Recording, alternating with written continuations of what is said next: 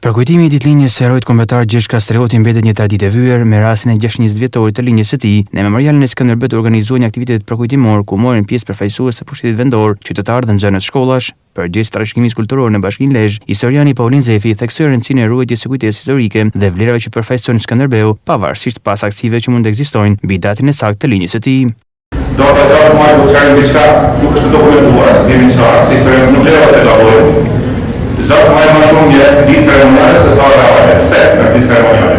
Mbas kalendari tjetër, julian, zatë më ditë shënqësisht. Kalendari natyral, aty vjen se kalendari i ri është data 23 aprill. Dhe historianët ndodhen për ditën e pjesë. A ka qenë më 23 aprill apo 6 maj? Faktikisht 6 maj apo ato festohet edhe në atë moment kur konvertuar në Islam, të cilat duhen apo kalendari i ri dhe festojnë datën 6 maj. Atëherë, ata një pak fjalë të zero shumë. Ata një të djalë të vogël të Gjergj Kastrioti, i cili u pasuar në emrin e shënqësit.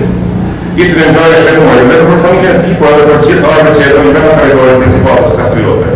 Pasimi i emrit e shëntuar, pas ka vënë për krishterëve, emri i cili lidhet me radhën luftëtare të martirë të krishterëve, të hershëm, po themi krishterët e parë, periudhën apostolike flasim. Dhe sidomos në triumfin e së mirës mbi të keqen, dritës mbi errësirën, kemi mitin e shënqësit i cili pra tregoi. Mund të konceptohet si profecia një jetë nga artishtë për luftëtorët e pamposhtë do të hesur shtarat që janë luftën për mbrojtjen e atëve të shtetit perëndimor, përballë cënimit më të madh që kanos ndonjëherë kontinent evropian. Pra Revolucion Osmane. Nën kryetaria e Bashkisë Lezhë, Ojeda Molla, u shpreh se në udhëheqjen e Gjergj Kastriotit, shqiptarët nuk ishin thjesht një popull që mbroi, por një kombë në ngritje që sfidonte pushtuesin. Skënderbeu nuk ishte vetëm një strateg, ai ishte një luftëtar i shuar.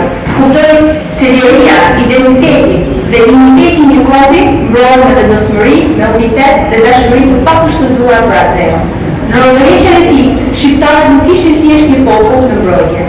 Ata ishin një kombë në ngritje që shpallën me krenari të drejtën për të ekzistuar dhe për të qenë vetvetja.